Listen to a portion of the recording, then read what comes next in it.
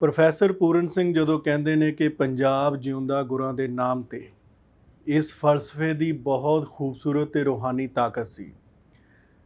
ਗੁਰੂ ਨਾਨਕ ਪਾਤਸ਼ਾਹ ਤੋਂ ਲੈ ਕੇ ਜਿਸ ਤਰ੍ਹਾਂ ਦਾ ਸਿੱਖੀ ਮਾਡਲ ਪੰਜਾਬ ਦੀ ਇਸ ਧਰਤੀ ਤੇ ਉਸਰਿਆ, ਉਸ ਨੇ ਦੁਨੀਆ ਦੇ ਹਰ ਧਰਮ ਨੂੰ, ਹਰ ਧਰਮ ਦੇ ਲੋਕਾਂ ਨੂੰ ਪ੍ਰਭਾਵਿਤ ਕੀਤਾ।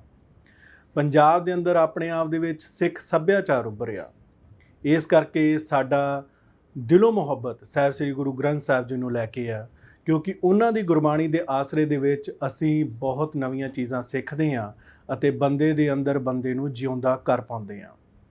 ਜਦੋਂ ਸਾਹਿਬ ਸ੍ਰੀ ਗੁਰੂ ਗ੍ਰੰਥ ਸਾਹਿਬ ਜੀ ਦੇ ਨਾਲ ਕੋਈ ਵੀ ਘਟਨਾ ਜੁੜੀ ਹੁੰਦੀ ਹੈ ਤੇ ਜਿਸ ਘਟਨਾ ਦੇ ਨਾਲ ਸਾਨੂੰ ਦਰਦ ਉੱਠਦਾ ਤੇ ਕੌਮ ਦੇ ਹਿਰਦੇ ਵਲੂੰਦਰੇ ਜਾਂਦੇ ਨੇ। ਬਰਗਾੜੀ ਦੇ ਅੰਦਰ ਜੋ ਬੇਅਦਬੀ ਹੋਈ, ਉਹ ਵੀ ਇੱਕ ਇਸੇ ਤਰ੍ਹਾਂ ਦੀ ਘਟਨਾ ਸੀ। ਉਸ ਨੂੰ ਲੈ ਕੇ ਆਲੇ ਦੁਆਲੇ ਸਵੈਟਰ ਦੀ ਤਰ੍ਹਾਂ ਸਿਆਸਤ ਦੀਆਂ ਤੰਦਾਂ ਬੁਣੀਆਂ ਜਾ ਰਹੀਆਂ ਨੇ। ਇਸ ਨੂੰ ਲੈ ਕੇ ਪੰਥ ਦੇ ਵਿੱਚ ਜਿਸ ਤਰ੍ਹਾਂ ਦੇ ਸੰਵਾਦ ਤੁਰਦੇ ਨੇ, ਉਸ ਦੇ ਵਿੱਚ ਦੋਵੇਂ ਤਰ੍ਹਾਂ ਦੀਆਂ ਗੱਲਾਂ ਨੇ। ਇੱਕ ਪਾਸੇ ਕੌਮ ਚਾਹੁੰਦੀ ਹੈ ਕਿ ਇਨਸਾਫ ਮਿਲੇ, ਇੱਕ ਪਾਸੇ ਇਹ ਮੰਨਿਆ ਜਾਂਦਾ ਹੈ ਕਿ ਇਨਸਾਫ ਦੇ ਨਾਮ ਤੇ ਸਿਆਸਤ ਹੋ ਰਹੀ ਹੈ। ਕੋਈ ਕੀ ਚਾਹ ਰਿਹਾ ਹੈ, ਕੋਈ ਕੀ ਕਰ ਰਿਹਾ, ਆਪੋ ਆਪਣੀ ਸਮਰੱਥਾ ਦੇ ਮੁਤਾਬਕ ਚੀਜ਼ਾਂ ਹੋ ਰਹੀਆਂ ਨੇ।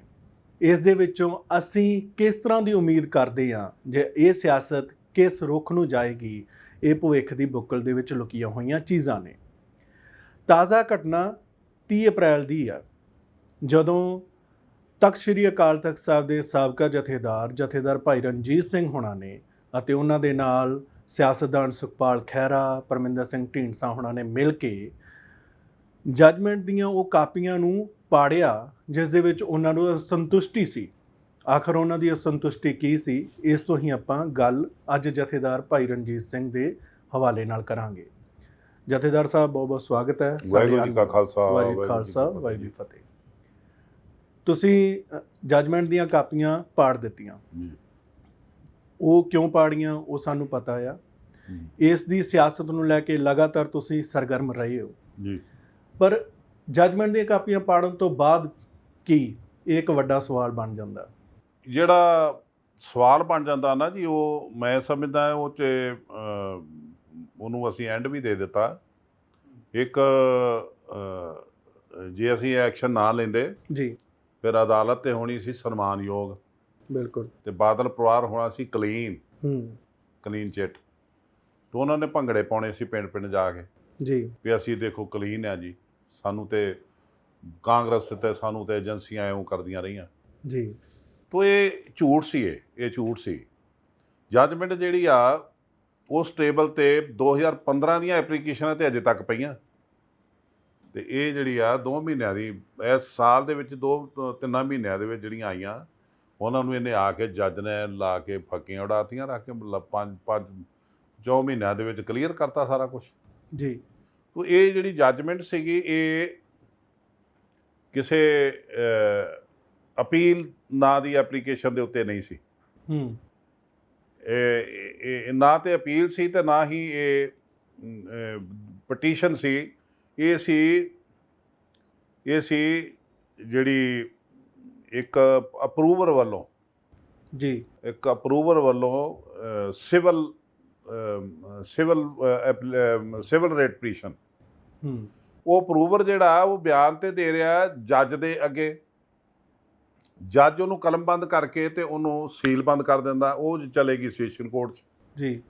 ਤਾਂ ਸੈਸ਼ਨ ਕੋਰਟ ਨੇ ਜਦੋਂ ਖੋਲ੍ਹਣੀ ਆ, ਉਹ ਅਜੇ ਸਮਾਂ ਨਹੀਂ ਆਇਆ, ਤੇ ਉਹਦੇ ਦੁਬਾਰਾ ਉਸੇ ਅਪਰੂਵਰ ਦੀ ਇੱਕ ਐਪਲੀਕੇਸ਼ਨ ਤੇ ਇਸ ਨੇ ਇੰਨਾ ਵੱਡਾ ਫੈਸਲਾ ਲੈ ਲਿਆ ਕਿ ਇੱਕ ਤੇ ਆਯੂ ਨੂੰ ਪਾਸੇ ਕਰਤਾ, ਇੱਕ ਉਹਨਾਂ ਨੂੰ ਇਨਵੈਸਟੀਗੇਸ਼ਨ 'ਚੋਂ ਕਲੀਨ ਚਿੱਟ ਦਿੱਤੀ। ਜਦ ਕਿ ਜਿਹੜੀ ਅਪਰੂਵਰ ਦੀ ਸਟੇਟਮੈਂਟ ਹੁੰਦੀ ਆ, ਉਹ ਵਾਪਸ ਨਹੀਂ ਲੈ ਸਕਦਾ ਜੀ।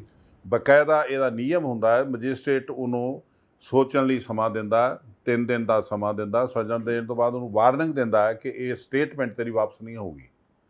ਤੋ ਸਟੇਟਮੈਂਟ ਤੇ ਸੀਲ ਬੰਦ ਪਈ ਆ, ਸੈਸ਼ਨ ਕੋਰਟ 'ਚ ਕੇਸ ਚੱਲਣਾ, ਤੋ ਜੱਜ ਸਾਹਿਬ ਕੇਸ ਹੀ ਖਤਮ ਕਰ ਰਹੇ ਨੇ। ਤੋ ਇਹ ਅਨਹੋਣੀ ਸੀ।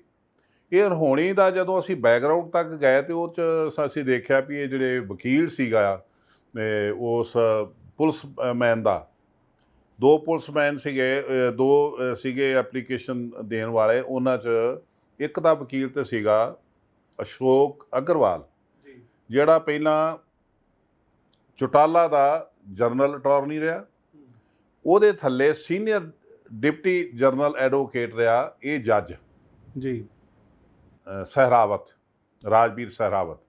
ਉਹਦੇ ਥੱਲੇ ਉਹਦਾ ਜੂਨੀਅਰ ਹੁੰਦਾ ਸੀ। ਉਸ ਤੋਂ ਬਾਅਦ ਜਦੋਂ ਚੌਟਾਲਾ ਦੀ ਸਰਕਾਰ ਚਲੇਗੀ ਤੇ ਉਸ ਤੋਂ ਬਾਅਦ ਇਹ ਬਾਦਲ ਸਾਹਿਬ ਦੇ ਹਿੱਸੇ ਆ ਗਿਆ ਜੀ। ਇਹ ਅਸ਼ੋਕ ਅਗਰਵਾਲ ਤੋਂ ਇਹ ਜਨਰਲ ਅਟਾਰਨੀ ਇਹ ਰਿਹਾ ਪੰਜਾਬ ਦਾ। ਇਹਦੇ ਹੁੰਦਿਆਂ ਹੀ ਸਾਡਾ ਪੰਜਾਬ ਦਾ ਪਾਣੀ ਜਿਹੜਾ ਉਹ ਗਿਆ ਸੀਗਾ ਹਰਿਆਣਾ ਨੂੰ। ਇਹ ਉਦੋਂ ਪੰਜਾਬ ਦਾ ਹਿੱਤ ਇਹ ਪਾਲਦਾ ਪਿਆ ਸੀ। ਤੋ ਇਸ ਬੰਦੇ ਨੇ ਜਿਹੜੀ ਖੇਡ ਖੇਡੀ ਆ, ਜਿਹੜੀ ਪਲਾਨ ਕੀਤੀ ਆ, ਉਹਦੇ ਵਿੱਚ ਤੁਸੀਂ ਦੇਖੋ ਜੱਜ ਜਿਹੜਾ ਉਹਦੇ ਕੋਲ ਕੋਈ ਕੇਸ ਆ ਜਾਵੇ, ਜਿਸ ਕੇਸ ਦੇ ਵਿੱਚ ਉਹ ਐਪਲੀਕੈਂਟ ਨੂੰ ਜਾਂ ਉਹ ਸੰਬੰਧਿਤ ਧਿਰ ਨੂੰ ਜਾਣਦਾ ਹੋਵੇ ਤੇ ਉਹ ਨੋਟ ਲਿਖ ਕੇ ਦੂਜੇ ਬੈਂਚ 'ਤੇ ਭੇਜ ਦਿੰਦਾ ਕਿ ਮੇਰੀ ਵਜ੍ਹਾ ਨਾਲ ਇਹ ਪ੍ਰਭਾਵਿਤ ਨਾ ਹੋਵੇ ਤੇ ਮੈਂ ਇਸ ਕਰਕੇ ਇਹਨੂੰ ਸੁਣਵਾਈ ਤੋਂ ਪਾਸੇ ਹੋ ਰਿਹਾ। ਪਰ ਇਸ ਜੱਜ ਨੇ ਸਾਲੋਂ ਸਾਲ ਇਕੱਠੇ ਰਹੇ, ਸਾਲੋਂ ਸਾਲ ਇਕੱਠੇ ਹੁਕਮ ਮੰਨੇ ਇੱਕ ਦੂਸਰੇ ਦੇ, ਪਰ ਉਹ ਅੱਜ ਆ ਕੇ ਤੇ ਘਿਓ ਖਿਚੜੀ ਹੋ ਗਏ। ਤੇ ਉਹਦੇ 'ਚੋਂ ਬਚਣ ਲਈ ਰਾਹ ਕੀ ਲੱਭਾ? ਵੀ ਐਪਲੀਕੈਂਟ ਬਣਾਤਾ ਪੁਲਿਸਮੈਨ, ਬਾਦਲ ਬਾਹਰ ਰਹਿ ਜਾਣ। ਨਾ ਬਾਦਲਾਂ ਤੇ ਕੋਈ ਰੋ ਪਾਵੇ ਵੀ ਇਹ ਵਕੀਲ ਉਹਨਾਂ ਦਾ ਤੇ ਨਾ ਜੱਜ ਨੇ ਉਹਨਾਂ ਦੀ ਰਾਏ ਕੀਤੀ। ਲੇਕਿਨ ਜੱਜਾਂ ਨੇ ਜਿਹੜੀ ਉਹਨਾਂ ਦੀ ਅੰਦਰਲੀ ਰੂਹ ਸੀ ਉਹ ਫੈਸਲਾ ਤਾਂ ਕੀਤਾ ਬਾਦਲ ਪਰਿਵਾਰ ਦੇ ਹੱਕ 'ਚ, ਤੇ ਜਿਹੜਾ ਉਹ ਬਾਕੀ ਦਾ ਜੋ ਕੁਝ ਵੀ ਉਹ ਉੱਥੇ ਜਿਉਂ ਦਾ ਤਿਉਂ ਰਹਿ ਗਿਆ। ਤੇ ਇੱਕ ਉਹ ਜਿਹੜਾ ਸੀਗਾ ਇਨਵੈਸਟੀਗੇਸ਼ਨ ਅਫਸਰ ਉਹਨੂੰ ਪ੍ਰਭਾਵਿਤ ਕੀਤਾ ਜੀ। ਤੋ ਇਹਦੇ ਲਈ ਬੜਾ ਜ਼ਰੂਰੀ ਸੀ ਇਹ ਰਾਹ ਰੋਕਣਾ, ਵਰਨਾ ਬਾਦਲ ਨੂੰ ਕਿਸੇ ਵੀ ਕੀਮਤ 'ਤੇ ਪੰਜਾਬ ਦੀ ਸੱਤਾ ਚਾਹੀਦੀ ਹੈ। ਉਹ ਆਪਣੀ ਜ਼ਮੀਨ ਤਲਾਸ਼ਦਾ ਪਿਆ।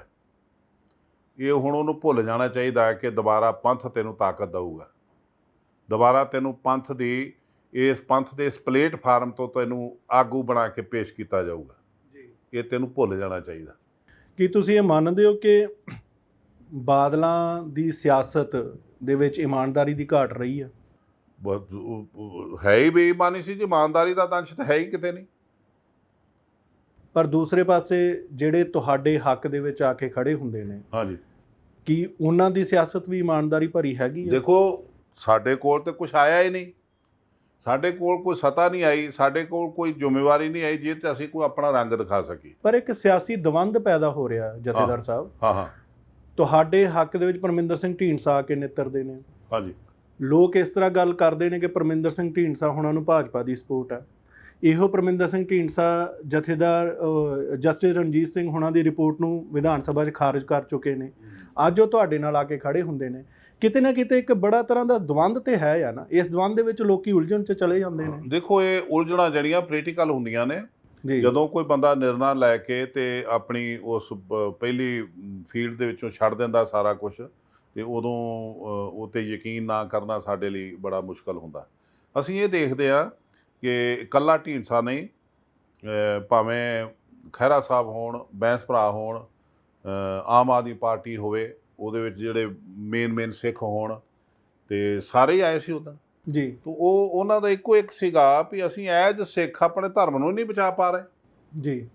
ਸਾਡੇ ਗੁਰੂ ਸਾਹਿਬ ਜੀ ਦੀ ਸ਼ਹਾਦਤ ਹੋਈ ਤੇ ਗੁਰੂ ਅਰਜਨ ਦੇਵ ਜੀ ਦੀ, ਤੇ ਉਦੋਂ ਬਾਅਦ ਇੱਕ ਸਫ਼ਰ ਹੋਇਆ ਕੁਰਬਾਨੀਆਂ ਦਾ। ਉਹਦੇ ਵਿੱਚ ਮਿੱਟੀ 'ਚ ਮਿਲੀ ਇੱਕ ਉਹ ਮੁਗਲ ਸਲਤਨਤ। ਉਦੋਂ ਬਾਅਦ ਗੁਰੂ 9ਵੇਂ ਪਾਤਸ਼ਾਹ ਦੀ ਸ਼ਹਾਦਤ ਹੋਈ, 9 ਸਾਲ ਦੇ ਗੁਰੂ ਗੋਬਿੰਦ ਸਿੰਘ ਜੀ। ਤੇ ਉਹਨਾਂ ਦੀ ਇੱਕ ਜੱਦੋ ਜਹਿਦ ਜਿਹਦੇ ਵਿੱਚ ਬੰਦਾ ਸਿੰਘ ਬਹਾਦਰ ਦੇ ਰੂਪ 'ਚ ਐਂਡ ਹੋਇਆ ਇਹ ਸਲਤਨਤ ਦਾ, ਸਿੱਖ ਰਾਜ ਕਾਇਮ ਹੋਇਆ। ਤਾਂ ਮੈਨੂੰ ਲੱਗਦਾ ਹੈ ਕਿ ਗੁਰੂ ਗ੍ਰੰਥ ਸਾਹਿਬ ਜੀ ਦੀ ਬਾਰ-ਬਾਰ ਸ਼ਹਾਦਤ ਹੋਈ ਜਿਹੜੀ, ਉਹ ਸਾਡੀਆਂ ਕਮਜ਼ੋਰੀਆਂ 'ਚੋਂ ਹੋਈ। ਇੱਕ ਇਹੋ ਜਿਹਾ ਮਾਹੌਲ ਬਣਿਆ ਕਿ ਸਿੱਖ ਜਿਹੜੇ ਸੀਗੇ ਉਹ ਜਿਸ ਤਰ੍ਹਾਂ ਲਵਾਰਸ ਜਿਹੇ ਹੋ ਗਏ ਜਾਂ ਬੇਦਿਲੇ ਜਿਹੇ ਹੋ ਗਏ, ਜਾਂ ਉਹਨਾਂ ਦੇ ਕੋਲ ਤਾਕਤ ਨਹੀਂ ਰਹੀ, ਜਾਂ ਸੋਚਣ ਸ਼ਕਤੀ ਨਹੀਂ ਰਹੀ, ਜਾਂ ਡਿਸੀਜਨ ਲੈਣ ਦੀ ਤਾਕਤ ਨਹੀਂ ਰਹੀ। ਤਾਂ ਉਸ ਸਮੇਂ ਗੁਰੂ ਸਾਹਿਬ ਜੀ ਦੀ ਇਹ ਜਿਹੜੀ ਬਾਰ-ਬਾਰ ਸ਼ਹਾਦਤ ਹੋਈ ਆ, ਉਹ ਸ਼ਹਾਦਤ ਦੇ ਵਿੱਚੋਂ ਪ੍ਰਕਾਸ਼ ਸਿੰਘ ਬਾਦਲ ਜਿਹੜਾ ਇਹਦਾ ਸੂਪੜਾ ਸਾਫ ਹੈ। ਪ੍ਰਕਾਸ਼ ਸਿੰਘ ਬਾਦਲ ਜਿਹੜਾ ਇਹਨੇ ਇੱਕ ਮੁੱਠੀ 'ਚ ਆਪਣੀ ਤਾਕਤ ਕਰਕੇ ਤੇ ਜਿਹੜਾ ਪੰਥਕ ਵਿਰਸਾ ਸੀਗਾ, ਜਿਹੜਾ ਇੱਕ ਪੰਥਕ ਮਾਹੌਲ ਸੀਗਾ, ਜਿਹੜਾ ਸੇਵਕ ਕੋ ਸੇਵਾ ਬਣਾਈ ਦੇ ਮਹਾਂ ਅਨੁਸਾਰ ਵਾਕ ਅਨੁਸਾਰ ਜਿਹੜਾ ਹਰੇਕ ਸਿੱਖ ਨੂੰ ਇੱਜ਼ਤ ਮਾਣ ਦਿੰਦਾ ਸੀ, ਉਹ ਇੱਕ ਔਰੰਗਜ਼ੇਬ ਦੀ ਨੀਤੀ 'ਤੇ ਸਾਨੂੰ ਲੈ ਆਇਆ। ਇਹ ਠੀਕ ਹੈ ਤੁਹਾਡੀਆਂ ਗੱਲਾਂ, ਇਹ ਹਾਂਜੀ। ਚਿੰਤਨ ਠੀਕ ਹੈ, ਪਰ ਇੱਕ ਸਵਾਲ ਇਹ ਬਣ ਜਾਂਦਾ ਕਿ ਤੁਸੀਂ ਜੋ ਕੌਮ ਨੂੰ ਆਪਣੀਆਂ ਸੇਵਾਵਾਂ ਦਿੱਤੀਆਂ, ਹਾਂਜੀ, ਕੌਮ ਤੋਂ ਤੁਹਾਨੂੰ ਉਸ ਤਰ੍ਹਾਂ ਦਾ ਕੀ ਮਾਣ ਸਨਮਾਨ ਮਿਲਿਆ? ਇਸ ਦੇ ਬਾਰੇ ਤੁਸੀਂ ਆਪਣੀ ਪੜਚੋਲ ਕਿਵੇਂ ਕਰੋਗੇ? ਦੇਖੋ ਮੇਰੀ ਪੜਚੋਲ ਜਿਹੜੀ ਆ, ਮੈਂ ਐਡੀ ਦੂਰ ਅੰਦੇਸ਼ੀ ਨਾਲ ਮੈਂ ਨਹੀਂ ਸੋਚਿਆ ਕਦੀ। ਮੈਂ ਤੇ ਇਹ ਸੋਚਿਆ ਕਿ ਮੈਨੂੰ ਬੜੀ ਵੱਡੀ ਸੇਵਾ ਤੋਂ ਬਾਅਦ ਦਸਮ ਪਾਤਸ਼ਾਹ ਨੇ ਜ਼ਿੰਦਗੀ ਬਖਸ਼ੀ ਹੈ ਜੀ, ਉਹ ਮੁਕੰਮਲ ਜ਼ਿੰਦਗੀ ਬਖਸ਼ੀ ਹੈ। ਮੈਂ ਮੁਕੰਮਲ ਹੈ ਇਸ ਟਾਈਮ ਤੇ। ਉਹ ਮੈਨੂੰ ਇਹ ਲੱਗਦਾ ਹੈ ਕਿ ਜਿਹੜੀ ਮੈਂ ਆਪਣੀ ਡਿਊਟੀ ਨਿਭਾਈ, ਉਸ ਡਿਊਟੀ ਦੇ ਵਿੱਚ ਮੇਰੇ ਸਾਹਮਣੇ ਇੱਕ ਬਾਦਲ ਪਰਿਵਾਰ ਹੈ, ਖਾਸ ਕਰਕੇ ਬਾਦਲ ਤੇ ਉਹਦਾ ਪੁੱਤਰ। ਜੀ, ਇਹਨਾਂ ਦੀ ਰਾਜਨੀਤੀ ਸਾਡੀ ਕੌਮ ਨੂੰ ਤਬਾਹ ਕਰਨ ਵਾਲੀ ਹੈ। ਤੋ ਅਸੀਂ ਤੇ ਸਾਰੇ ਨੌਜਵਾਨ ਗੋਲੀਆਂ ਖਾਈਏ ਤੇ ਜੇਲ੍ਹਾਂ ਕੱਟੀਏ ਤੇ ਮਜ਼ੇ ਕਰਨ, ਸਾਡੇ ਸੇਵਿਆਂ ਤੇ ਪ੍ਰਸ਼ਾਦੇ ਛਕਣ, ਅਸੀਂ ਇਹਨਾਂ ਦੇ ਖਿਲਾਫ ਬੋਲੀਏ ਨਾ, ਤੇ ਇਹ ਸਾਡੇ ਗਵਾਰਾ ਨਹੀਂ। ਨਹੀਂ, ਸਵਾਲ ਜਥੇਦਾਰ ਸਾਹਿਬ ਇੱਥੇ ਹੀ ਪੈ ਜਾਂਦਾ ਹੈ ਕਿ ਜਦੋਂ ਕੌਮ ਨੇ ਤੁਹਾਨੂੰ ਜੇ ਮਾਣ ਸਨਮਾਨ ਦਿੱਤਾ, ਤੁਸੀਂ ਜਥੇਦਾਰ ਬਣੇ, ਉਸ ਵਕਤ ਤੁਸੀਂ ਜਥੇਦਾਰ ਬਣਦਿਆਂ ਕੌਮ ਨੇ ਤੇ ਆਪਣਾ ਤੁਹਾਨੂੰ ਰਿਸਪੌਂਡ ਕਰ ਦਿੱਤਾ, ਕੌਮ ਨੇ ਤੇ ਆਪਣੀ ਭੂਮਿਕਾ ਨਿਭਾ ਦਿੱਤੀ। ਉਸ ਤੋਂ ਬਾਅਦ ਤੁਹਾਡੀ ਭੂਮਿਕਾ ਸ਼ੁਰੂ ਹੁੰਦੀ ਹੈ ਜੀ ਕਿ ਤੁਸੀਂ ਉਸ ਵਕਤ ਕੁਝ ਸਿਰਜ ਸਕਦੇ ਸੀ। ਜੀ, ਤੁਹਾਨੂੰ ਕਿਉਂ ਨਹੀਂ ਲੱਗਦਾ, ਜਾਂ ਤੁਸੀਂ ਕਿਉਂ ਨਹੀਂ ਉਸ ਤਰ੍ਹਾਂ ਦਾ ਸਿਰਜ ਸਕੇ? ਕਿਉਂ ਇੰਨੇ ਸਾਲ ਬਾਅਦ 99 ਤੋਂ ਬਾਅਦ ਹੁਣ ਤੱਕ ਇੰਨੀਆਂ ਘਾਟਾਂ ਨਜ਼ਰ ਆ ਰਹੀਆਂ? ਮੇਰਾ ਖਿਆਲ ਹੈ ਕਿ ਤੁਸੀਂ ਮੇਰਾ ਉਸ ਟਾਈਮ ਤੇ ਇਸ ਫੀਲਡ ਤੋਂ ਵੱਖਰੇ ਰਹੇ ਹੋ, ਜਾਂ ਪੱਤਰਕਾਰੀ ਦੇ ਮਾਹੌਲ ਦੇ ਵਿੱਚੋਂ ਬਾਹਰ ਰਹੇ ਹੋ। ਮੇਰੇ ਤੇ ਇਹ ਆਰੋਪ ਲੱਗਾ ਕਿ ਤੁਸੀਂ ਬੜੀ ਸਪੀਡ ਨਾਲ ਚੱਲ ਰਹੇ ਹੋ। ਮੈਂ ਤੁਹਾਨੂੰ ਰਿਕਾਰਡ ਦਿਖਾਉਣਾ, ਅਸੀਂ 12 ਤੋਂ 14 ਹੁਕਮਨਾਮੇ ਉੱਥੇ ਗੁਰਮਤੇ ਪਾਸ ਕੀਤੇ ਜੀ, ਤੇ ਚੀਕਾਂ ਵੱਜ ਰਹੀਆਂ ਇਹ ਵੀ ਇੰਨੀ ਤੇਜ਼, ਇੰਨੀ ਤੇਜ਼, ਇੰਨੀ ਤੇਜ਼। ਅਸੀਂ ਉੱਥੇ ਜਿਹੜੇ ਗੁਰਮਤੇ ਕੀਤੇ ਨੇ ਉਹ ਹਿਸਟੋਰੀਕਲੀ ਨੇ। ਮੇਰਾ ਸਵਾਲ ਇਹ ਇਸ ਕਰਕੇ ਹੈ ਕਿ ਜੋ ਹਿਸਟੋਰੀਕਲੀ ਗੁਰਮਤੇ ਪਾਸ ਹੋਏ, ਬਹੁਤ ਸਾਰੀਆਂ ਗੱਲਾਂ ਦੇ ਵਿੱਚ ਇਹ ਵੀ ਖਬਰਾਂ ਦੇ ਵਿੱਚ ਰਿਹਾ ਕਿ ਤੁਸੀਂ ਬਹੁਤ ਕੁਝ ਨਵਾਂ ਸਿਰਜਣਾ ਚਾਹੁੰਦੇ ਸੀ, ਬਹੁਤ ਕੁਝ ਨਵੀਆਂ ਚੀਜ਼ਾਂ ਲਿਆਉਣੀਆਂ ਚਾਹੁੰਦੇ ਸੀ, ਤੁਸੀਂ ਕੋਸ਼ਿਸ਼ ਵੀ ਕੀਤੀ, ਪਰ ਕਿਤੇ ਨਾ ਕਿਤੇ ਪੰਥ ਦੇ ਵਿੱਚ ਇੱਕ ਸਵਾਲ ਤੇ ਫਿਰ ਉੱਭਰ ਜਾਂਦਾ ਹੈ ਕਿ ਪੰਥ ਦਾ ਇੱਕ ਠਹਿਰਾਅ ਕਿੱਥੇ ਹੈ? ਮੇਰਾ ਖਿਆਲ ਹੈ ਤੁਹਾਨੂੰ ਨਾ ਵਾਕਫੀਅਤ ਨਹੀਂ ਗੀ, ਜਾਣਕਾਰੀ ਨਹੀਂ ਗੀ। ਮੈਂ ਕਦੀ ਵੀ ਇੱਕ ਤੇ ਨਵੀਂ ਗੱਲ ਪੰਥਕ ਫਲਸਫੇ ਤੋਂ ਵੱਖਰੇ ਜਾ ਕੇ ਕਦੀ ਨਹੀਂ ਕੀਤੀ ਜੀ, ਬਲਕਿ ਮੈਂ ਇਸ ਕਰਕੇ ਨੁਕਸਾਨ ਉਠਾਇਆ ਕਿ ਮੈਂ ਸਿਧਾਂਤ ਤੋਂ ਇੱਕ ਹਵਾ ਭਰ ਵੀ ਇੱਧਰ ਨਹੀਂ ਆਊਗਾ। ਸਿਧਾਂਤ ਅਨੁਸਾਰ ਪੰਜਾਂ ਸਿੰਘਾਂ ਦਾ ਕੋਰਮ ਪੂਰਾ ਨਹੀਂ, ਅਸੀਂ ਬਾਦਲ ਨੂੰ ਕੁਝ ਨਹੀਂ ਕਹਿ ਪਾਏ, ਉਹ ਸਾਨੂੰ ਬਾਹਰ ਕੱਢ ਗਿਆ। ਮੈਂ ਵਾਰ-ਵਾਰ ਇਹ ਸਵਾਲ ਇਸ ਕਰਕੇ ਕਰ ਰਿਹਾ ਕਿ ਜੇ ਤੁਹਾਡੀ ਪੋਲਿਟਿਕਸ ਜਾਂ ਤੁਹਾਡੀਆਂ ਸੇਵਾਵਾਂ ਦੇ ਵਿੱਚ ਉਹ ਫਿਕਰ ਸੀ, ਉਸ ਦੇ ਬਾਵਜੂਦ ਤੁਹਾਨੂੰ ਹੁਣ ਤੱਕ ਇੰਨਾ ਸੰਘਰਸ਼ ਕਿਉਂ ਕਰਨਾ ਪੈ ਰਿਹਾ? ਭਾਈ ਸਾਹਿਬ, ਗੱਲ ਇਹ ਆ ਕਿ ਜਦੋਂ ਤੁਸੀਂ ਪੰਜਾਂ ਸਿੱਖਾਂ ਦੇ ਵਿੱਚ ਵੀ ਚੱਲਦੇ ਹੋ ਤਾਂ ਉੱਥੇ ਇੱਕ ਪ੍ਰਥਾ ਹੈ। ਉਹ ਬਾਦਲ ਦਾ ਪਰਿਵਾਰ ਤਾਂ ਹੈ ਨਹੀਂ, ਜੋ ਬਾਦਲ ਹੁਕਮ ਕਰੇ ਉਹ ਚੱਲਦਾ। ਜੋ ਪੰਜਾਂ ਦੀ ਪ੍ਰਥਾ ਇਹ ਆ ਕਿ 5 ਸਿੰਘ ਸਹਿਮਤ ਹੋਣ ਜੀ ਤਾਂ ਗੁਰਮਤਾ ਬਣਦਾ। 4 ਇੱਕ ਪਾਸੇ ਹੋਣ, ਇੱਕ ਪਾਸੇ ਇੱਕ ਹੋਵੇ ਤੇ ਨਹੀਂ ਬਣਦਾ। ਪਰ ਬਾਦਲਾਂ ਦੇ ਖਿਲਾਫ ਤੁਸੀਂ ਉਹ ਸਹਿਮਤੀ ਕਿਉਂ ਨਹੀਂ ਖੜੀ ਕਰ ਸਕੇ? ਇੱਕ ਤਾਂ ਇਹ ਆ ਕਿ ਮੈਂ ਬਾਦਲਾਂ ਦੇ ਖਿਲਾਫ ਹੀ ਸਾਜ਼ਿਸ਼ ਰਚਣ ਲਈ ਅਕਾਲ ਤਖਤ ਤੇ ਨਹੀਂ ਸੀ ਬੈਠਾ। ਸਾਡੇ ਕੋਲ ਪ੍ਰੋਬਲਮਾਂ ਸੀਗੀਆਂ, ਸਾਡੇ ਕੋਲ ਮਸਲੇ ਸੀਗੇ। ਅਸੀਂ ਜਿਹੜੇ ਸਾਡੀ ਧਰਮ ਦੇ ਵਿੱਚ ਜਿਹੜੀਆਂ ਨਿਵਾਣਾ ਆ ਰਹੀਆਂ ਸੀਗੀਆਂ, ਜਿਹੜੀਆਂ ਸਾਡੇ ਧਰਮ ਨੂੰ ਨੁਕਸਾਨ ਪਹੁੰਚਾ ਰਹੀਆਂ ਸੀਗੀਆਂ, ਉਹਨਾਂ ਦੀ ਵਜ੍ਹਾ ਨਾਲ ਇੱਕ ਗੁਰਮਤ ਦਾ ਪ੍ਰਚਾਰ ਨਾ ਹੋਣਾ, ਤੋ ਇੱਕ ਸਾਨੂੰ ਸਮਾਂ ਨਾ ਮਿਲਣਾ, ਇੱਕ ਅਕਾਲ ਤਖਤ ਦੇ ਕੋਲ ਕੋਈ ਤਾਕਤ ਨਾ ਹੋਣੀ, ਅਕਾਲ ਤਖਤ ਦੇ ਕੋਲ ਜਿਹੜੀ ਫਾਈਨੈਂਸ਼ਲੀ ਤਾਕਤ ਨਾ ਹੋਣੀ। ਅਕਾਲ ਤਖਤ ਦੇ ਉੱਤੋਂ ਮੈਂ ਤੁਹਾਨੂੰ ਅੱਜ ਦੱਸਾਂ ਕਿ ਮੈਂ ਨਿੱਕਾ ਪੈਸਾ ਕਦੀ ਤਨਖਾਹ ਨਹੀਂ ਲਈ ਜੀ, ਜਿੰਨੀ ਦੇਰ ਮੈਂ ਸੇਵਾ ਕੀਤੀ। ਇਹਨਾਂ ਨੇ ਕਿੰਤੂ ਪਰੰਤੂ ਕੀਤਾ ਜੀ, ਤੁਹਾਡੇ ਖਰਚੇ ਬੜੇ ਨੇ ਗੱਡੀਆਂ ਦੇ, ਤੇ ਐ ਜੀ ਤਿਉਂ ਜੀ, ਤੁਸੀਂ ਸਾਨੂੰ ਜਿਹੜਾ ਸਨਮਾਨ ਮਿਲਦਾ ਸਾਨੂੰ ਦਿਓ। ਮੈਂ ਦੋਵਾਂ ਸਕੱਤਰਾਂ ਨੂੰ ਪੰਜਾਂ ਸਿੰਘਾਂ ਦੇ ਵਿੱਚ ਬੁਲਾ ਕੇ ਕਿਹਾ ਵੀ ਤੁਸੀਂ ਕਿਉਂ ਮੰਗਦੇ ਹੋ ਸਨਮਾਨ ਸਾਡਾ? ਸਾਨੂੰ ਕਿਤੋਂ ਲੋਈ ਮਿਲ ਜਾਂਦੀ ਆ, ਕਿਤੇ ਸਰੋਪਾ ਮਿਲ ਜਾਂਦਾ, ਤੋ ਤੁਸੀਂ ਮੰਗਦੇ ਹੋ ਤੇ ਤੁਸੀਂ ਆਪਣੇ ਨਾਲ ਸਾਡਾ ਸੇਵਾਦਾਰ ਭੇਜ ਦਿਆ ਕਰੋ, ਤੇ ਅਸੀਂ ਕਿਆ ਕਰਾਂਗੇ ਵੀ ਇਹ ਸਨਮਾਨ ਕਮੇਟੀ ਦਾ ਇਹਨਾਂ ਨੂੰ ਦੇ ਦਿਆ ਕਰੋ। ਅਸੀਂ ਕਿਉਂ ਦਈਏ ਲੈ ਕੇ ਫਿਰ ਵਾਪਸ ਤੁਹਾਨੂੰ ਦਈਏ ਆ ਕੇ? ਇਹ 'ਚ ਸਾਡੀ ਜਿਹੜੀ ਆ ਇਹ ਬੜੀ ਮਿੱਟੀ ਰੋਲਦੀ ਹੈ। ਤੇ ਤੁਸੀਂ ਇਹ ਮੰਗ ਕਿਉਂ ਰਹੇ ਜੇ? ਕਹਿੰਦੇ ਤੁਹਾਡੇ ਗੱਡੀਆਂ ਦੇ ਖਰਚੇ ਬੜੇ ਨੇ। ਤੇ ਮੈਂ ਕਿਹਾ ਜਿਹੜੀਆਂ ਗੱਡੀਆਂ ਤੁਸੀਂ ਚਲਾਉਂਦੇ ਹੋ, ਕਹਿੰਦਾ ਉਹ ਦਫ਼ਤਰ ਦੇ ਵਿੱਚ ਪਈ ਹੁੰਦੀ, ਅਸੀਂ ਲੈ ਜਾਂਦੇ ਹਾਂ, ਪੱਕੀਆਂ ਨਹੀਂ ਹੁੰਦੀਆਂ। ਮੈਂ ਆਪਣੀਆਂ ਦੋਵੇਂ ਗੱਡੀਆਂ ਦੀਆਂ ਚਾਬੀਆਂ ਉੱਦਾਂ ਨਹੀਂ ਇਹਨਾਂ ਨੂੰ ਦੇ ਦਿੱਤੀਆਂ। ਉਦੋਂ ਬਾਅਦ ਇਹਨਾਂ ਦੀ ਨਾ ਮੈਂ ਗੱਡੀ ਲਈ ਆ, ਨਾ ਇਹਨਾਂ ਦਾ ਮੈਂ ਡਰਾਈਵਰ ਲਿਆ। ਅਕਾਲੀ ਦਲ ਬਾਰੇ ਕੀ ਸੋਚਦੇ ਹੋ? ਅਕਾਲੀ ਦਲ ਜਿਹੜਾ ਜੀ, ਇਹ ਪੁਰਾਤਨ ਸ਼ਹੀਦਾਂ ਦੀ ਜਥੇਬੰਦੀ ਆ, ਇਹਦਾ ਇੱਕ ਬੇਸ ਆ, ਇਹ ਰਹਿਣਾ। ਲੇਕਿਨ ਜਿੰਨੀ ਦੇਰ ਤੱਕ ਬਾਦਲ ਪਰਿਵਾਰ ਇਹ 'ਤੇ ਕਾਬਜ਼ ਆ, ਉਨੀ ਦੇਰ ਇਹਦੀ ਕੀਮਤ ਅਕਾਲੀ ਅਖਬਾਰ ਜਿੰਨੀ ਰਹਿ ਚੁੱਕੀ ਹੈ। ਇਸ ਤੋਂ ਬਾਅਦ ਉਹਦੀ ਅਕਾਲੀ ਅਖਬਾਰ ਦੀ ਜਿਹੜੀ ਪੇਪਰ ਦੀ ਅੱਜ ਕਾਪੀ ਆ ਨਾ ਉਹਦੇ ਜਿੰਨੀ ਅੱਜ ਵੈਲਿਊ ਹੈ ਇਹਦੀ। ਕੀ ਬਾਦਲ ਪੰਥ ਨੂੰ ਕੈਪਚਰ ਕਰ ਰਹੇ ਨੇ? ਕਰ ਲਿਆ ਇਹਨਾਂ ਨੇ, ਕਰ ਲਿਆ। ਪੰਥ ਹੈ ਕਿੱਥੇ? ਪੰਥ ਹੈ ਕਿੱਥੇ? ਤੁਸੀਂ ਦੱਸੋ। ਬਾਦਲ ਦਾ ਪਰਿਵਾਰ ਹੀ ਪੰਥ ਆ। ਤੁਸੀਂ ਕਿੰਨੀ ਵਾਰੀ ਸੁਣਿਆ ਜੀ ਪਲਾਟ ਲੈ ਲਿਆ ਜੀ ਦਾੜੀ ਬੰਨ੍ਹ ਕੇ। ਤੁਸੀਂ ਇਹ ਦੱਸੋ 20 ਸਾਲ ਤੋਂ ਤੁਸੀਂ ਰੋਪ ਲਾ ਰਹੇ, 22 ਸਾਲ ਤੋਂ 22 ਸਾਲਾਂ ਤੋਂ ਤੁਸੀਂ ਇਹ ਕੱਢੋ ਜੀ ਦਾੜੀ ਬੰਨ੍ਹ ਕੇ ਤੁਸੀਂ ਪਲਾਟ ਐਸ ਕਰਕੇ ਲਿਆ ਸੀ। ਤੁਸੀਂ ਕਿਸੇ ਨਾਲ ਠੱਗੀ ਮਾਰੀ ਸੀ, ਤੁਸੀਂ ਕਿਸੇ ਦੇ ਪੈਸੇ ਨੱਪ ਲਏ ਸੀ, ਤੁਸੀਂ ਕਿਸੇ ਦਾ ਪਲਾਟ ਗਲਤ ਰਜਿਸਟਰੀ ਕਰਾ ਲਈ। ਮੈਂ ਰਜਿਸਟਰੀ ਹੋਣ ਦੇ ਸਮੇਂ ਗਿਆ ਹੀ ਨਹੀਂ ਉੱਥੇ। ਤੀਸਰੇ ਬੰਦੇ ਨੇ ਰਜਿਸਟਰੀ ਕਰਾਈ ਆਪਣੇ ਸਾਈਨ ਕਰਕੇ, ਉਹਨਾਂ ਸਾਈਨਾਂ 'ਤੇ ਵੀ ਤੁਹਾਨੂੰ ਤਕਲੀਫ ਹੈ। ਆਪਣਾ ਸਾਰਾ ਕੁਝ ਦਿੱਤਾ, ਜੋ ਕੁਝ ਵੀ ਆ ਮੇਰਾ ਉਹਦੇ ਵਿੱਚ ਦਰਜ ਆ। ਅਤੇ ਤੁਸੀਂ ਅੱਜ ਤੱਕ ਵੀ ਇਹ ਕਿ ਜੋ ਦਾੜੀ ਕਿਉਂ ਬੰਨੀ, ਅਤੇ ਦਾੜੀ ਬਾਦਲ ਨਹੀਂ ਬੰਨਦਾ। ਬਾਦਲ ਨੇ ਅੱਜ ਤੱਕ ਉਹਦੇ ਥੱਲੇ ਰਹਿਣ ਵਾਲੇ ਅੱਜ ਤੱਕ ਨਹੀਂ ਬੰਨੀਆਂ, ਕੱਟੀਆਂ ਨਹੀਂ। ਤੋ ਘੱਟੋ ਘੱਟ ਇਹ ਆ ਕਿ ਮੈਨੂੰ ਇਹ ਸਮਝ ਆਉਣੀ ਚਾਹੀਦੀ ਆ ਕਿ ਜਦੋਂ ਮੈਨੂੰ ਸਜ਼ਾ ਮਿਲ ਰਹੀਆਂ ਨੇ 3-3 ਉਮਰ ਕੈਦਾਂ, ਉਦੋਂ ਮੇਰੀ ਇੰਡੀਅਨ ਐਕਸਪ੍ਰੈਸ ਬੱਝੀ ਦਾੜੀ ਦੀ ਫੋਟੋ ਆ ਰਹੀ ਹੈ ਜੀ, ਅਤੇ ਉਦੋਂ ਮੈਨੂੰ ਕੋਈ ਰਿਸ਼ਤਾ ਨਹੀਂ ਕਰਦਾ। ਉਦੋਂ ਨਹੀਂ ਮੈਨੂੰ ਕੋਈ ਕਹਿੰਦਾ ਕਿ ਮੈਂ ਤੈਨੂੰ ਕੁੜੀ ਨਹੀਂ ਦੇਣੀ, ਤੇਰੀ ਦਾੜੀ ਬੱਝੀ ਆ। ਉਦੋਂ ਸਨਮਾਨ ਕਰ ਰਹੇ। ਜਿੱਦਣ ਮੇਰਾ ਇਨਾਮ ਰੱਖਿਆ ਗਵਰਨਰ ਨੇ 30,000 ਰੁਪਈਆ, ਉਹ ਦਾੜੀ ਬੱਝੀ ਦੀ ਫੋਟੋ 'ਤੇ ਆਇਆ। 50,000 ਹੋਇਆ ਤਾਂ ਵੀ ਉਹ ਦਾੜੀ ਬੱਝੀ ਦੀ ਫੋਟੋ 'ਤੇ, ਲੱਖ ਹੋਇਆ ਤਾਂ ਵੀ ਉਹ 'ਤੇ। ਤੋ ਤੁਸੀਂ ਇੱਕ ਕੋਈ ਵੀ ਰੋਪ ਲਾਉਂਦੇ ਹੋ, ਲਾਓ ਜੀ ਸਦਕੇ, ਲੇਕਿਨ ਉਹਦਾ परिणाम ਜਿਹੜਾ ਆ ਜਾਂ ਉਹਦੀ ਜਿਹੜਾ ਨੁਕਸਾਨ ਆ ਕੌਮ ਲਈ, ਉਹ ਦੱਸੋ ਸਾਨੂੰ ਕੀ ਹੋਇਆ। ਪਰ ਕੌਮ ਦੇ ਵਿੱਚ ਇੱਕ ਇਹ ਵੀ ਚਰਚਾ ਆ ਕਿ ਜਥੇਦਾਰ ਰਣਜੀਤ ਸਿੰਘ ਹੋਣਾ ਦਾ ਸਾਡੇ ਦਿਲਾਂ 'ਚ ਬਹੁਤ ਵੱਡਾ ਸਨਮਾਨ ਹੈ ਉਹਨਾਂ ਦੀਆਂ ਸੇਵਾਵਾਂ ਕਰਕੇ। ਪਰ ਕਿਤੇ ਨਾ ਕਿਤੇ ਕੌਮ ਦਾ ਇੱਕ ਤਬਕਾ ਇਹ ਕਹਿ ਰਿਹਾ ਹੈ ਕਿ ਤੁਸੀਂ ਇਸ ਤੋਂ ਵੀ ਕੁਝ ਬਿਹਤਰ ਸਿਰ ਸਕਦੇ ਸੀ।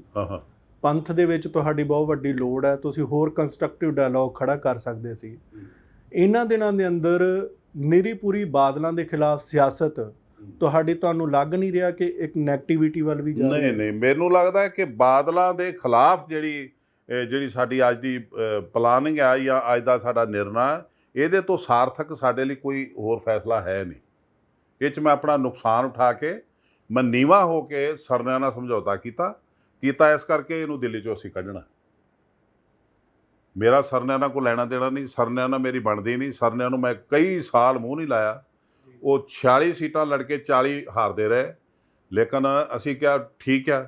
ਪਰ ਅੱਜ ਤੁਸੀਂ ਦੇਖੋ ਵੀ ਇੱਕ ਤਾਂ ਤੁਸੀਂ ਲੁੱਟ ਰਹੇ ਹੋ ਸਾਡੀ ਕੌਮ ਨੂੰ।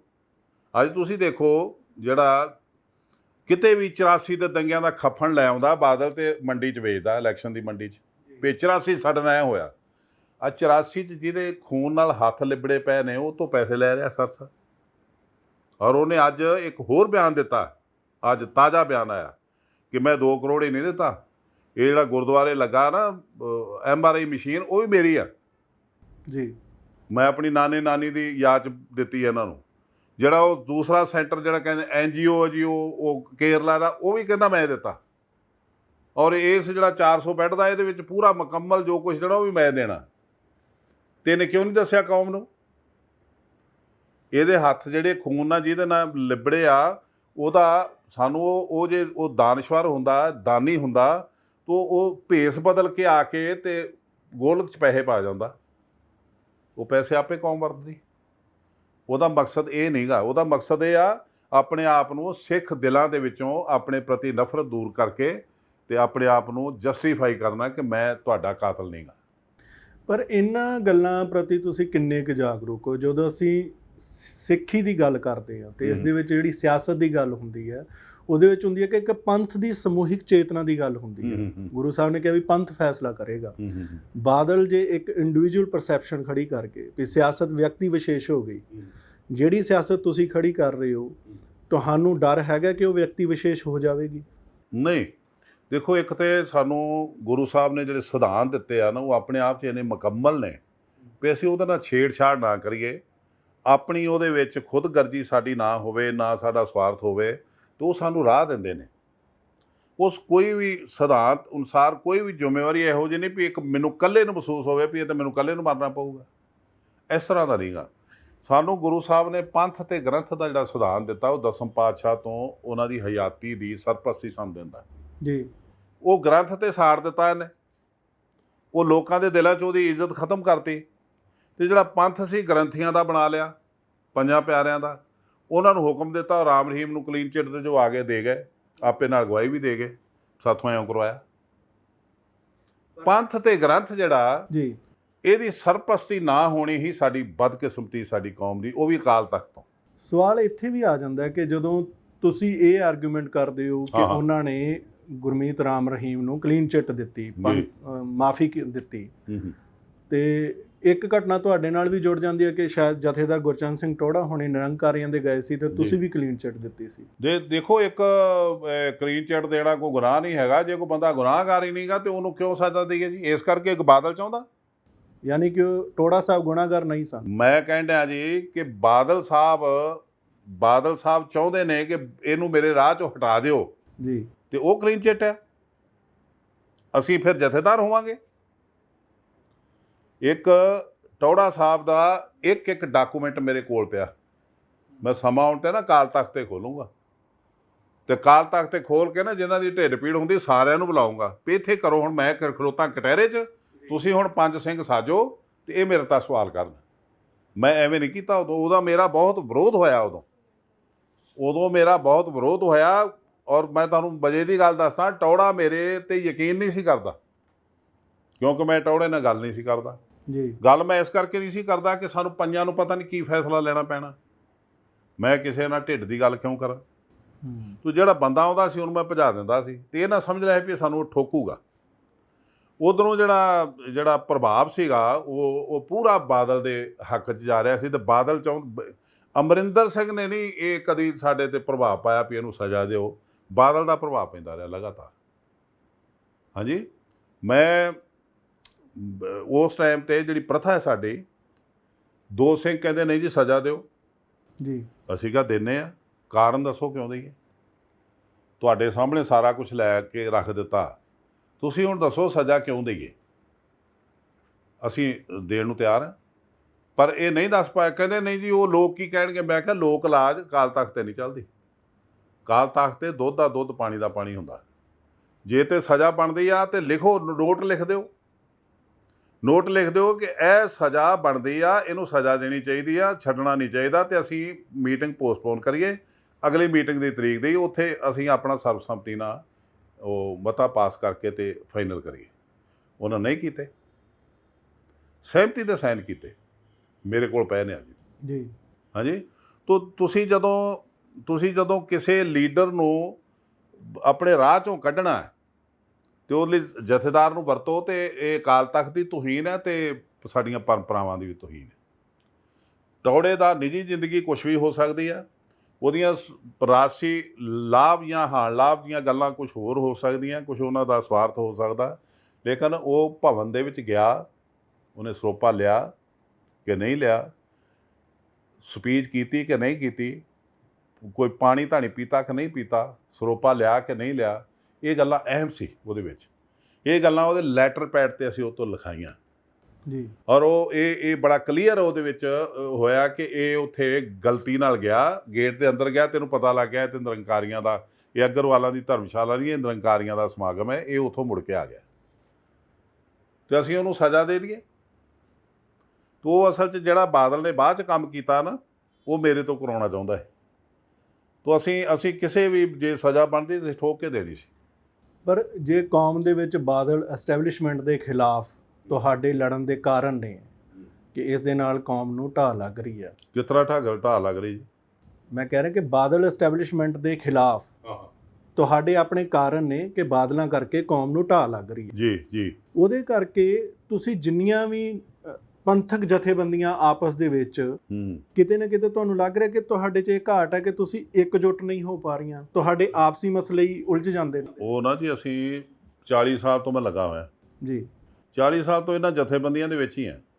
ਮੈਨੂੰ ਇੱਕ ਬਾਰੇ ਗਿਆਨ ਹੈ ਵੀ ਕੌਣ ਕਿੱਥੇ ਖੜਾ ਜੀ। ਠੀਕ ਹੈ ਨਾ ਜੀ। ਮੈਂ ਤਾਂ ਪਿੱਛੇ ਲੱਗਣ ਨੂੰ ਤਿਆਰ ਹਾਂ ਵੀ ਤੁਸੀਂ ਅੱਗੇ ਲੱਗੋ, ਮੈਂ ਪਿੱਛੇ ਹਾਂ ਤੁਹਾਡੇ। ਮੈਂ ਇਹਨਾਂ ਦੀ ਏਕਤਾ ਕਰਵਾ ਕੇ ਅੱਗੇ ਨਹੀਂ ਲੱਗ ਸਕਦਾ। ਅਸੀਂ ਤਾਂ ਇਹ ਨਿਰਣਾ ਲਿਆ ਕਿ ਅਸੀਂ ਧਰਮ ਦੀ ਸੇਵਾ ਕਰਾਂਗੇ, ਨਿਰੋਲ ਧਰਮ ਦੀ। ਤੁਸੀਂ ਪੋਲੀਟੀਕਲ ਲੋਕ ਜਿੰਨੇ ਵੀ ਹੋ, ਉਹ ਆਪਣੇ ਧਰਮ ਬਚਾਉਣ ਲਈ ਸਾਡਾ ਸਹਿਯੋਗ ਦਿਓ ਅਤੇ ਰਾਜਨੀਤੀ ਆਪਣੀ ਪਾਰਟੀਆਂ 'ਚ ਕਰੀ ਜਾਓ। ਸਾਡਾ ਗੁਰੂ ਘਰ ਦਾ ਤਾਂ ਨੁਕਸਾਨ ਨਾ ਹੋਵੇ ਜੀ। ਰਾਜਸੀ ਲੋਕ ਉਹ ਗੋਲਕ ਨੂੰ ਨਾ ਵਰਤਣ, ਉਹਨਾਂ ਦੀਆਂ ਸਟੇਜਾਂ ਨੂੰ ਨਾ ਵਰਤਣ, ਉਹਦਾ ਪੈਸਾ ਨਾ ਵਰਤਣ, ਅੱਜ ਸਰਾਜ ਸਾਹਿਬ ਤੁਸੀਂ ਮੈਨੂੰ ਜਵਾਬ ਦਿਓਗੇ ਕਿ ਜਿਹੜਾ ਡੀਏਵੀ ਕਾਲਜ ਆ, ਡੀਏਵੀ ਸਕੂਲ ਨੇ, ਇਹਨਾਂ ਕੋਲ ਕਿਹੜੇ ਮੰਦਰ ਦਾ ਪੈਸਾ ਆਉਂਦਾ? ਕਿਤੇ ਕੋਈ ਫੇਲ ਹੋਇਆ ਦੇਖਿਆ? ਕਿਸੇ ਸਟਾਫ ਦੇ ਪੈਸੇ ਰੁਕੇ ਦੇਖੇ? ਹਜ਼ਾਰਾਂ ਸਕੂਲ ਨੇ, ਪ੍ਰਬੰਧਕ ਕਮੇਟੀ ਕਿਉਂ ਨਹੀਂ ਦੇ ਪਾ ਰਹੀ? ਕਿਤੇ ਕ੍ਰਿਸਚਨ ਭਰਾ ਨੇ, ਉਹਨਾਂ ਦੇ ਸਕੂਲ 'ਚ ਖੜੋਤ ਆਈ ਹੈ, ਤਨਖਾਹ ਰੁਕੀ ਕਿਤੇ, ਹਾਹਾਕਾਰ ਮੱਚੀ ਕਿਤੇ, ਉਹਨਾਂ ਨੂੰ ਗਿਰਜਾ ਘਰ ਤੋਂ ਪੈਸੇ ਆਉਂਦੇ ਆ, ਅਤੇ ਸਾਡੇ ਕੋਲ ਤਾਂ ਅਰਬਾਂ ਰੁਪਏ ਦਾ ਸਰਮਾਇਆ।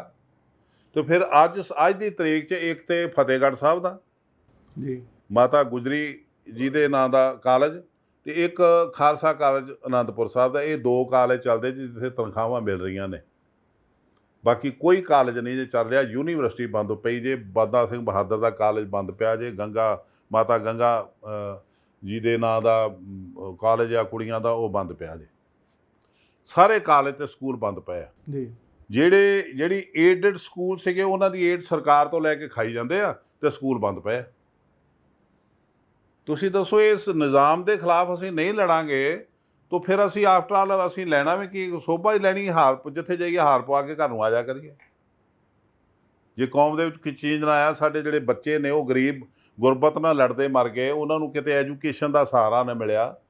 ਕੋਈ ਗਰੀਬ ਬੀਬੀ ਆ, ਉਹਨੂੰ ਇਹ ਨਾ ਲੱਗੇ ਵੀ ਮੈਂ ਭੁੱਖੀ ਮਰ ਗਈ ਹਾਂ, ਮੇਰਾ ਬੱਚਾ ਨਹੀਂ ਕੋਈ ਪਾਲਣ ਵਾਲਾ, ਮੇਰੇ ਕਮਾਈ ਦਾ ਕੋਈ ਸਾਧਨ ਨਹੀਂ, ਅਤੇ ਉਹ ਗੁਰੂ ਘਰ 'ਚ ਆ ਕੇ ਅਤੇ ਲੈ ਸਕੇ ਰਾਸ਼ਨ ਵੀ ਇੰਨੇ ਸਾਲ ਲਈ ਮੈਨੂੰ ਰਾਸ਼ਨ ਦੇ ਦਿਆ ਕਰੋ।